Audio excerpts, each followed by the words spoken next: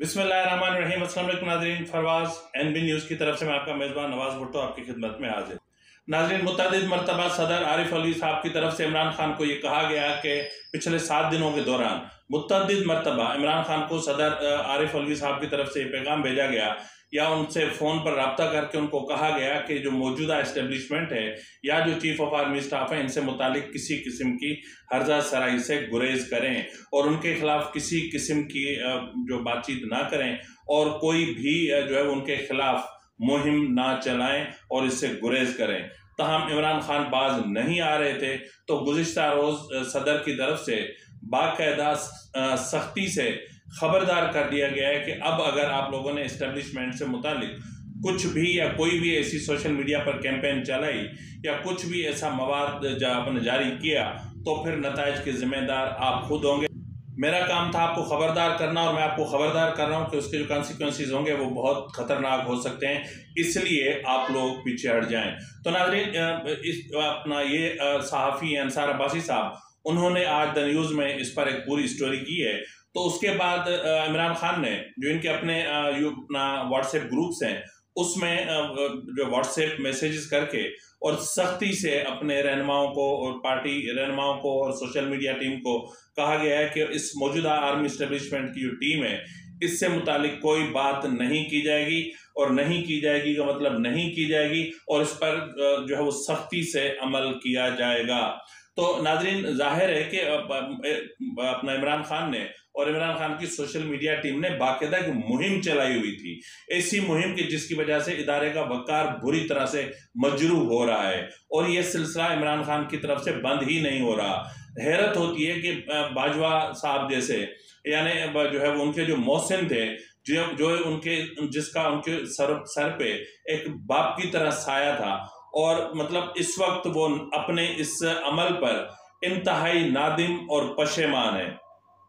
नाज़रीन, आज जो है वो सुप्रीम कोर्ट की तरफ से सुप्रीम कोर्ट में जो है वो असद उमर और अपना फवाद चौधरी की तरफ से एक दरख्वास्त दायर की गई, तो उसमें इमरान खान भी शामिल थे। उनमें कहा गया था कि जो इमरान अपना इलेक्शन कमीशन है उसको तौहीन इलेक्शन कमीशन से की कार्रवाई से मुतालिक जो वो की जा रही है उस पर उनको रोक दिया जाए। तो नाज़रीन, आज सुप्रीम कोर्ट ने जो है वो इस केस को निपटा दिया है और निपटाने के साथ ही उन्होंने अपना इलेक्शन कमीशन को सख्ती से हिदायत की हैं कि इमरान खान, असद उमर और फवाद चौधरी के खिलाफ तौहीन इलेक्शन कमीशन के केस पर कानून के मुताबिक कार्रवाई की जाए, यानी इमरान खान के खिलाफ कार्रवाई की जाए। नाज़रीन, इमरान खान इस वक्त इलेक्शन कमीशन की जद में आ चुके हैं और यहाँ से इनको बड़े रिलीफ की तवक्को थी, ताहम इस वक्त इमरान खान इस रिलीफ से भी जो है वो महरूम हो चुके हैं और सुप्रीम कोर्ट के इस ऑर्डर पर फवाद चौधरी और अपना जाहिर है कि जो श्री मज़ारी साहिबा हैं वो तिलमिला उठे हैं और उन्होंने बाकायदा ट्वीट्स करना शुरू कर दिए, जिस तरह इस वक्त आप स्क्रीन पर देख रहे होंगे फवाद चौधरी और उसके बाद आप श्री मज़ारी साहिबा का ट्वीट देखेंगे और उसमें अदालत पर उन्होंने जो है बायसनेस का इल्ज़ाम आयद किया है, यानी सुप्रीम कोर्ट पर जो है वो इल्ज़ाम आयद किया है कि ये बायसनेस की वजह से ये सब कुछ हो रहा है और जो है वो पीटीआई को जानबूझ के पीटीआई की क़यादत को निशाना बनाने की कोशिश की जा रही है और जो पीटीआई के जो केसेस इलेक्शन कमीशन में जो दरख्वास्तें ज़ेर इल्तवा हैं उन पर तो समाअत नहीं हो रही, ताहम पीटीआई के खिलाफ जो भी दरख्वास्तें हैं उन पर कार्रवाई फौरी की जा रही है और ये इंतहाई अफसोसनाक अमल है। नाज़रीन, इस वक्त जिस तरह मैंने आपको बताया था कि इलेक्शन कमीशन में एक तो तोशाखाना का केस है जिसमें इमरान खान की नाअहली का मामला है और उसके अलावा अब तोशाखाना केस में इमरान खान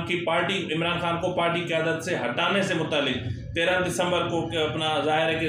केस की समाअत होगी और इसके अलावा जो है वो साइफर के हवाले से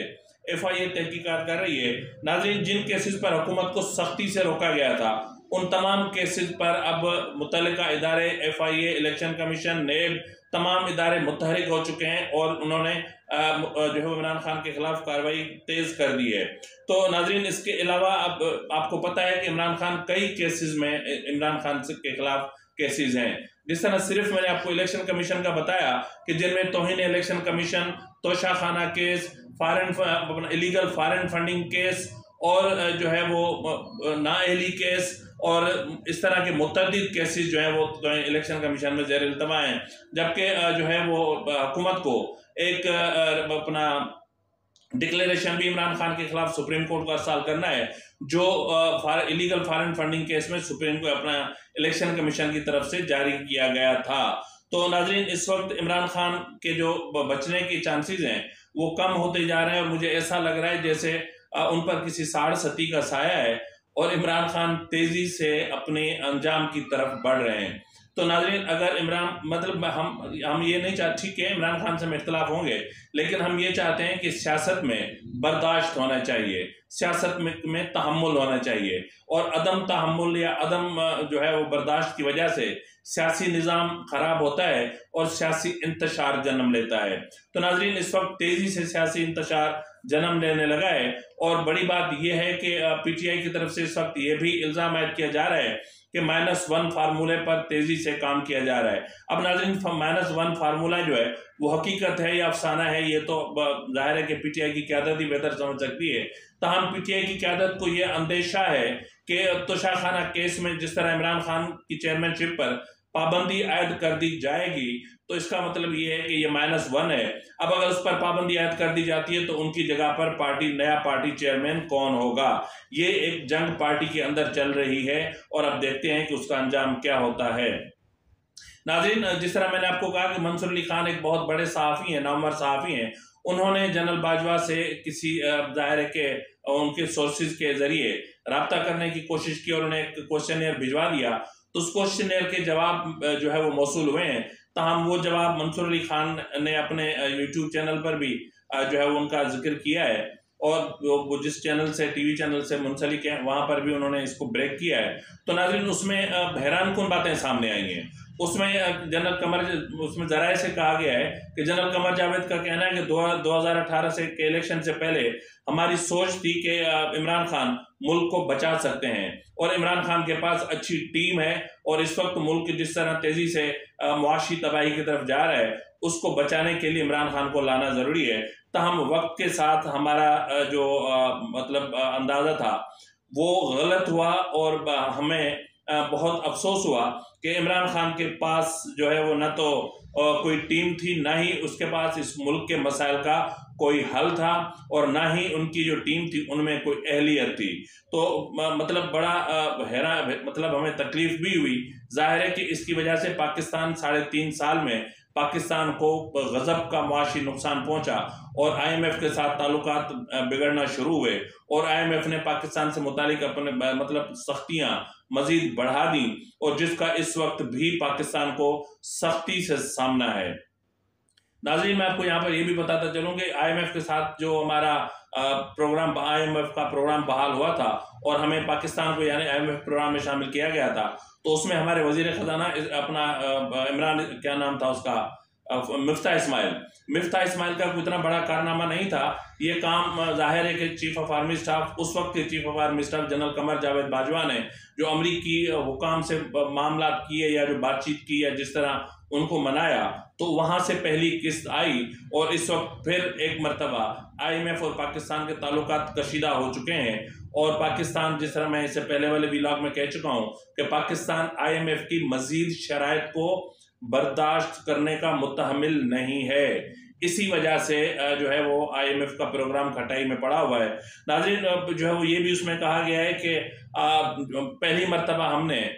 जब उस्मान बुज़दार का नाम सुना बतौर वज़ीर आला पंजाब तो हमें बहुत हैरत हुई कि ये शख्स कौन है। तो बहरहाल उस्मान बुज़दार को जब वज़ीर आला नामज़द कर दिया गया यानी तैनात कर दिया गया या उसको इलेक्ट करवा दिया गया, तो उसके बाद इन्हीं की अपनी ही पार्टी के कुछ अफराद हमसे आके मिले और अक्सर उनकी शिकायत लेकर आया करते थे। तो उन्होंने कहा कि आप इमरान खान को समझाएं कि उस्मान बुज़दार को हटाएं। अगर उस्मान बुज़दार पंजाब की वजारत आला पर रहे तो पाकिस्तान को शदीद अपना पंजाब में जो तरक्याती अमल है वो शदीद और बुरी तरह से मुतासिर हो सकता है। लेकिन उन्होंने ये भी कहा कि हमारा नाम मत लीजिएगा, अगर आपने हमारा नाम ले लिया तो फिर इमरान खान हमारे लिए बहुत सारे मसाइल पैदा करेंगे। तो नाज़रीन, ये जाहिर है कि जो एक माँ होती है जो बच्चे को पैदा करती है तो उनको पता होता है, लेकिन ये इस्टेब्लिशमेंट का पैदा करता वो बच्चा था कि जिसका इस्टेब्लिशमेंट को भी अंदाजा नहीं था कि ये आगे चल के इस्टेब्लिशमेंट के लिए कितने मसाइल पैदा कर सकता है और इस्टेब्लिशमेंट को किस तरह रुस्वा कर सकता है। मतलब जाहिर है इस्टेब्लिशमेंट का ही पैदा करता है ना, जाहिर अपने से इसका अपना पॉलिटिकल बैकग्राउंड है। क्या एक क्रिकेटर था, एक हीरो था, एक वर्ल्ड कप जीत कर आया था, तो उसकी वजह से किसी शख्स को उठाकर मुल्क का वजीर आजम तो नहीं बनाया जा सकता ना।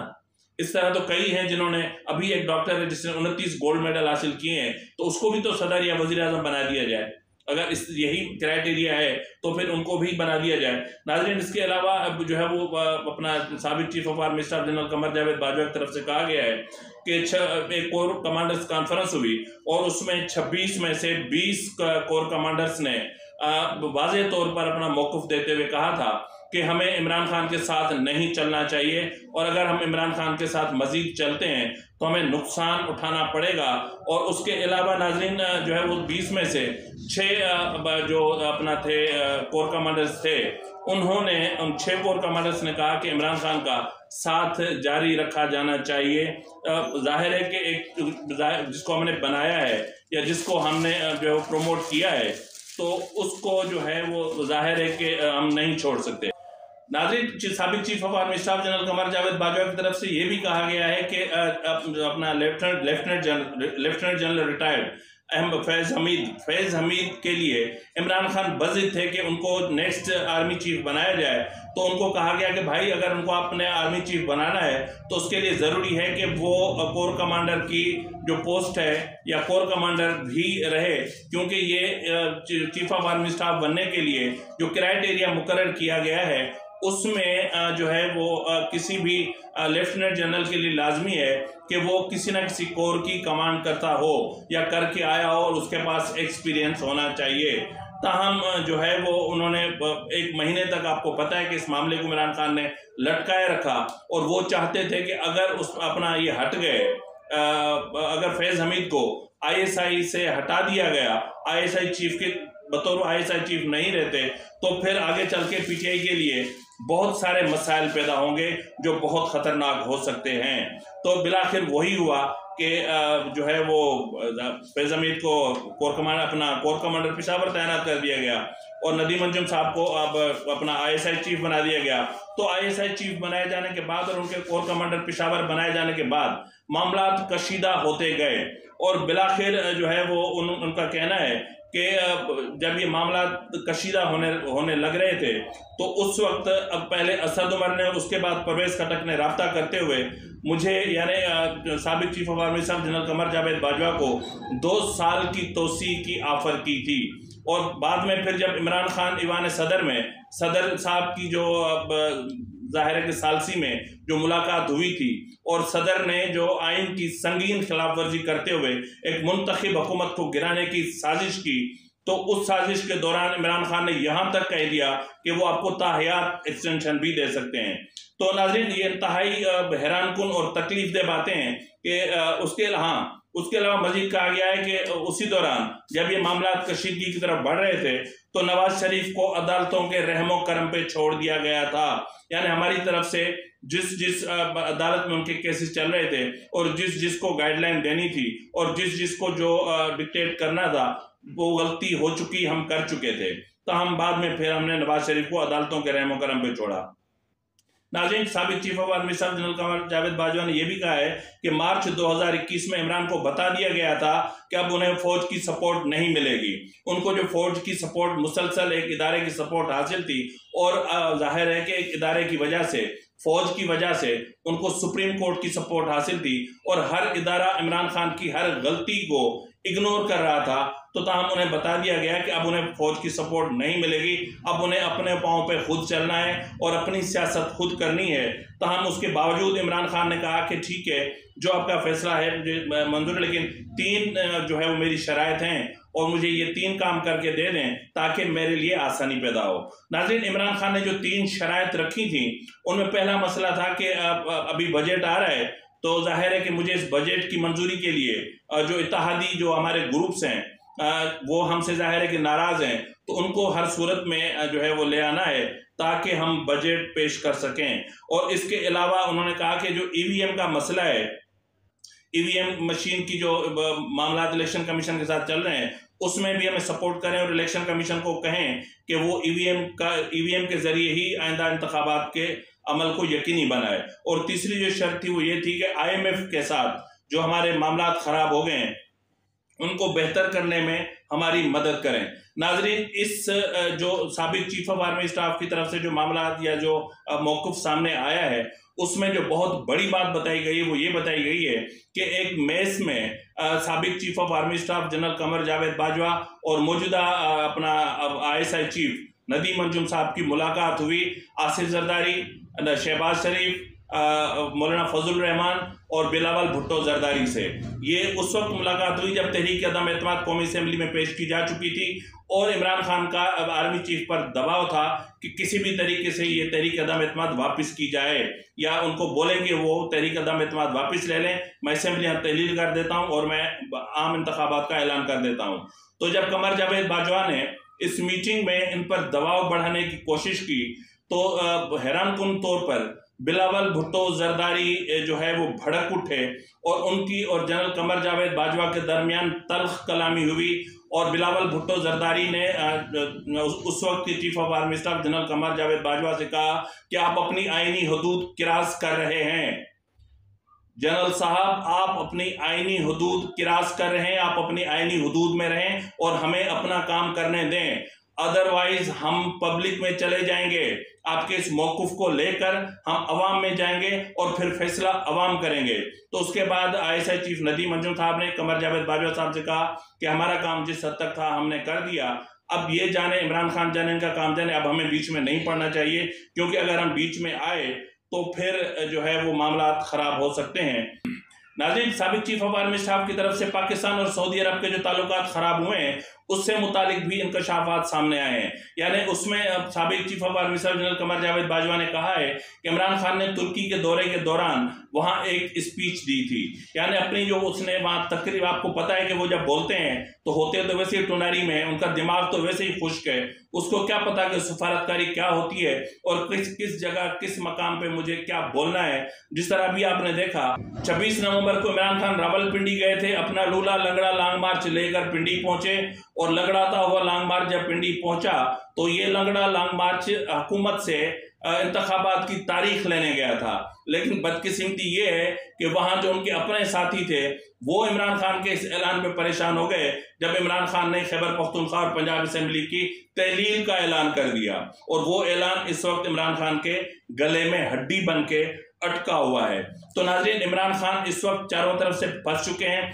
इस्टेब्लिशमेंट टोटली न्यूट्रल हो चुकी और जाहिर है कि एक आदत है तो आदत में कुछ ख़त्म होने में थोड़ा सा वक्त लगता है। एक वो मशहूर गाना है ना कि प्यार का पहला ख़त लिखने में वक्त तो लगता है, नए परिंदों को उड़ने में वक्त तो लगता है। तो नाज़रीन, इसी तरह जाहिर है कि पॉलिटिशियंस को भी अपने पाँव पर खड़ा होने में वक्त लगेगा और इस्टेब्लिशमेंट को भी सियासत से दूर हटने में थोड़ा सा वक्त लगेगा। एक दूसरे को थोड़ा सा वक्त दे देना चाहिए तो सियासत में एक दूसरे को बर्दाश्त करने का एक माहौल क्रिएट किया जाए ताकि सियासी माहौल बने और इंतखाबात में भी मज़ा आए। इसी तरह जमहूरियत ग्रो करेगी, इसी तरह जमहूरियत की जड़ें मजबूत होंगी, इसी तरह जमहूरी इदारे मुस्तहकम होंगे। और अगर नहीं तो फिर यही होगा जो इस वक्त हो रहा है और पाकिस्तान तेज़ी से जो है वो इकोनॉमिकल जो इमरजेंसी है उसकी तरफ जा रहा है। और आज भी आपने देखा होगा कि हुकूमत के तमाम तर दावों के बावजूद डॉलर इनकी कंट्रोल से बाहर जा चुका है। डॉलर हुकूमत की कंट्रोल से बाहर मुसलसल जा रहा है और इसाक डार के तमाम वादे झूठ और बेबुनियाद साबित हुए हैं। अब देखना ये है कि ये हुकूमत जो इतने सारे चूचू का मुरब्बा